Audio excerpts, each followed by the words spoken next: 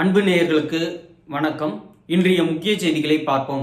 விழுப்புரம் மாவட்டத்தில் மேற்கொள்ளப்பட்டுள்ள வளர்ச்சிப் பணிகளை குறித்து அமைச்சர்கள் மற்றும் அதிகாரிகளுடன் இன்று முதலமைச்சர் மு.க.ஸ்டாலின் ஆய்வு.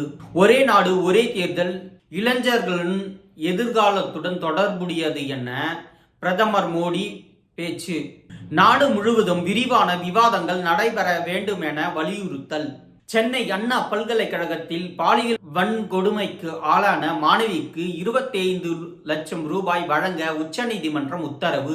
FIR வெளியாவதற்கு காரணமாக இருந்த அதிகாரிகளிடமிருந்து வசூலித்து கொடுக்க வேண்டும் என ஆணை. வரதட்சணை குடும்ப வன்முறை சட்டத்தை தவறாக பயன்படுத்துவதை தடுக்க சட்டத்தில் மாற்றம் செய்ய கோரிய மனுவை உச்சநீதிமன்றம் தள்ளுபடி செய்தது. சட்டத்தை இயற்றியது நாடாளுமன்றம் என்பதால் தங்களால் எதுவும் செய்ய முடியாது என்றும் சமூகம்தான் மாற வேண்டும் என்றும் உச்சநீதிமன்ற நீதிபதிகள் கருத்து. உச்சநீதிமன்றம் கட்டப்பட்டு 75 ஆண்டுகள் நிறைவடைந்ததை தொடர்ந்து நடைபெறவுள்ள பவள விழாவை அடுத்து வண்ண விளக்குகளால் அலங்கரிக்கப்பட்டுள்ளது உச்சநீதிமன்ற கட்டிடம்.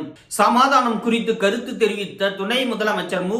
உதயநிதிக்கு எதிராக தொடரப்பட்ட 3 வழக்குகள் உச்ச நீதிமன்றத்தில் இன்று தள்ளுபடி செய்யப்பட்டுள்ளது. மருதுரமாலை முருகன் கோவிலில் 160 அடி முருகன் சிலை நிறுவப்படும் என்று அறநிலையத்துறை அமைச்சர் சேகர்பாபு தகவல்.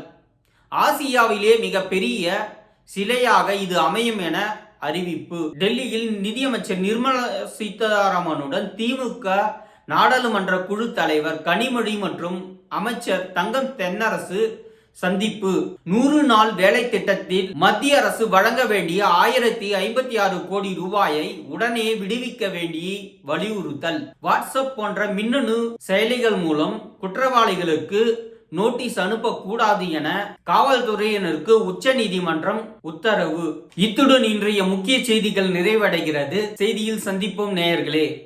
இன்றைய நாள் இனிய நாளாக அமைய என்னுடைய வாழ்த்துக்கள்.